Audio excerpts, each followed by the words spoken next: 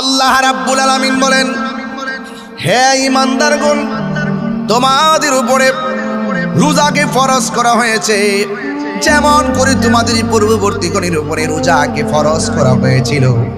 কারণ রোজা এমন একটা ইবাদত, যে ইবাদতের মাধ্যমে তোমরা পরহেজগার হতে পারবে, সম্ভবত আল্লাহওয়ালা হতে পারবে, তোমরা তাকওয়াবান হতে পারবে। কারণ রোজা এমন একটা ইবাদত যার মাধ্যমে বান্দার অন্তরে সব চাইতে বেশি আল্লাহর ভয় প্রবেশ করে। কথা বলেন ঠিক কিনা? যেমন মনে করেন রোজা রাখলো, সেহরি খেলো, দুপুরবেলা উজু করতেছে, জোহর নামাজের আজান হয়ে গেল, নামাজের জন্য মসজিদের মধ্যে গেল, উজুখানার মধ্যে বসে উজু করতেছে, মুখের মধ্যে পানি দিয়েছে। রোজা কেমন আল্লাহর ভয় দেখেন কেমন শিখায়।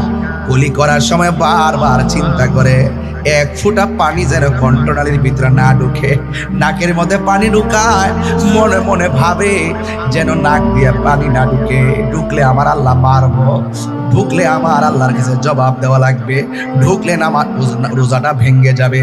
কত ভয় ভিতরে প্রবেশ করে। অথচ বিকালবেলা আসরের নামাজের উজু যখন করে, গলাটা এমন ভাবে শুকায়া থাকে, জিহ্বাটা শুকায়া থাকে, এরপরও গলার ভিতরের দিক দিয়ে কোনো পানি ঢুকায় না, এমন ভাবে উজু করে আর মনে মনে ভাবে যদি উজুর পানি গলার ভিতরে দিয়ে ঢুকে যায় আমার রোজাটা ভেঙে যাবে। এমন ভয় দেখেন আল্লাহরে বান্দা কত ভয় করে। অথচ উজু করার সময় কুলি দেয়, কুলির ভিতরে পানি ঢুকায়, কিন্তু পানি ঢুকিলে পৃথিবীর কেউ দেখবে না, কেউ বুঝবে না, এরপরও বান্দা পানি পান করে না। একমাত্র একজনের ডরে। জবান খুলে বলুন তিনি কে? এই জন্য আল্লাহ বলতেছেন লাআল্লাকুম তাত্তাকুন, এই রোজার মাধ্যমে বান্দা পরহেজগার হবে, আল্লাহওয়ালা হবে।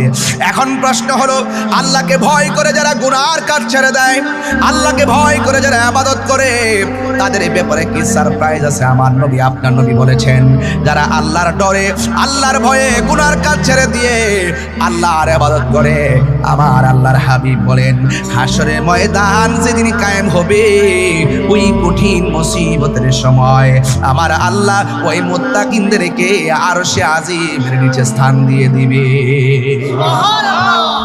এরপরে আমার আল্লাহ বলেন, যারা আল্লাহকে ডরায়, আল্লাহর হাবিব বলেন যারা আল্লাহকে ভয় করে গুনার কাজ ছেড়ে দেয়, আল্লাহ যে বলছে লাআল্লাকুম তাত্তাকুন, এই রোজার মাধ্যমে বান্দা পরহেজগার হবে। আমার আল্লাহ বলেন যারা আমাকে ডরায়া ইবাদত করে, আমি আল্লাহ তাদেরকে ভালোবাসি। কেমন ভালোবাসো? আল্লাহ কয় যারা আমাকে ডরায়া ইবাদত করে, যারা আমাকে ভয় পেয়ে ইবাদত করে, আল্লাহ রাব্বুল আলামিন বলেন ওয়ালিমান খাফা মাকাম রাব্বিহি জান্নাতান। আল্লাহ রাব্বুল আলামিন বলেন যারা আমি আল্লাহকে ভয় পেয়ে ইবাদত করে, আমি আল্লাহ রাব্বুল আলামিন তাকে একটা জান্নাত দিব না। সুবহানাল্লাহ। জান্নাত দিবে কয়টা? আল্লাহ জান্নাত দিলি কমবো নাকি? এ যুবক, জান্নাত দেওয়ার মালিক হলো একজন। জবানটা খুলে বলুন তিনি কে? এ আওয়াজে মানি না, জোরে বলো তিনি কে?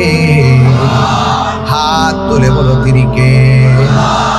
এ বাবারা, আমার আল্লাহ কয় ওয়ালিমান খাফা মাকাম রাব্বিহি জান্নাতান।